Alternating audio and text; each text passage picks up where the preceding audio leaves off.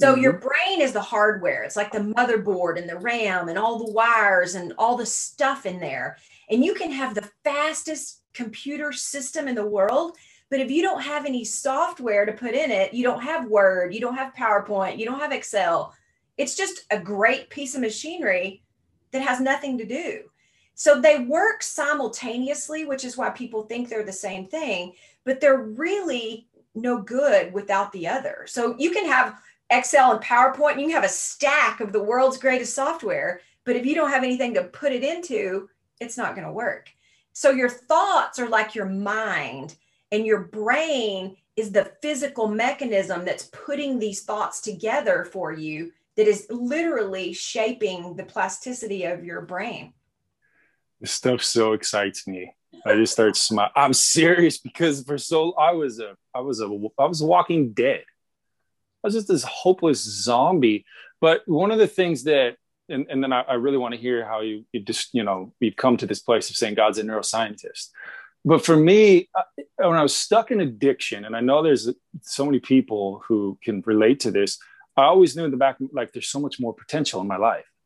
Like, it's not always going to be like this. I just always had this thing in the back of my mind, like, it's not always going to be like this. I'm built for more. This was before I even knew God or even had a real taste of recovery. I was like, man, it's not supposed to be like this. Like, I know there's more. I know I should be living outside of this.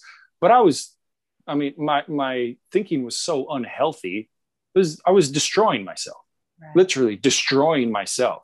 And thank God that he just opened doors and did what he needed to do to get me going in a different direction. But I came to find out, quick in early recovery, as it's called, that my thinking is what needs to change. Wow. It's truly the transformational tool. And I think we don't see it, so we think it has no function, but it is the behind the scenes, literally guiding our entire life.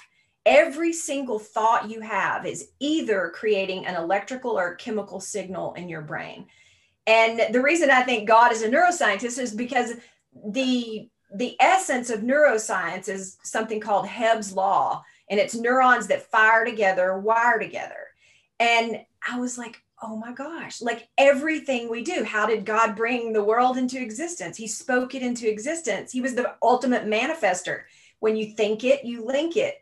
And it travels through a path in our brain that creates literally our life. And the research will back that up. They have done hundreds of years worth of tests along the way of identical twins who have the very most similar DNA and brain patterns, but yet they don't end up the same way because of their experiences.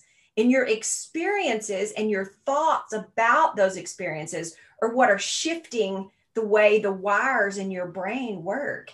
And we looked at one research study in grad school, I'll never forget. And it was two precious little elderly women that were, in their 80s. And one of them was just happy and chipper and precious. And the other one was grumpy and miserable. And it was because of how their experiences had altered their life. One thought everything was bad. Her husband had left her. She'd had a divorce, but she kept staying in this negative pattern. The other one had also had things happen, but chose to think about them in a different way. And it literally altered the way your brain is wired. It's fascinating.